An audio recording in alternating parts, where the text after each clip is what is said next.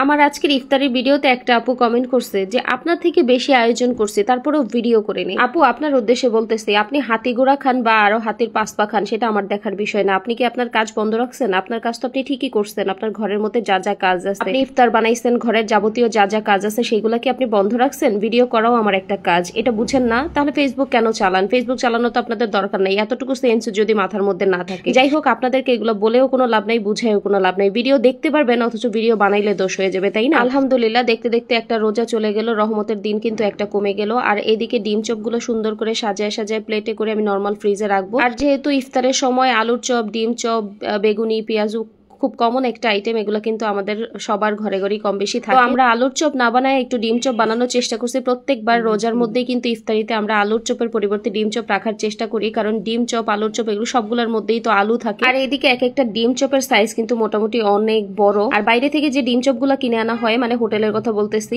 ওই সব ডিম চপের মধ্যে কিন্তু ডিম একদমই নামে মাত্র থাকে, কোনো রকম শো অফ করার জন্য ওরা দেয়। বাসার মধ্যে আমরা যে ডিম চপগুলো বানাই এগুলোর মধ্যে আপনি চাইলে পরিমাণে একটু বেশিও দিতে পারবেন, এতে কিন্তু খাইতে অনেক বেশি মজা লাগে। ঠিক আছে, আর বেশি কথা বাড়াবো না। যে আপু এই কমেন্ট করছেন তার জন্য আর কি বলবো, কিছু বলার নাই। বুঝে শুনে আসলে কমেন্ট করা উচিত যে কি কমেন্ট করতেছি, কারণ কমেন্টও কিন্তু একটা পারিবারিক শিক্ষা। আপনার কমেন্টের মাধ্যমে কিন্তু আপনার পারিবারিক শিক্ষাটা প্রকাশ পায়।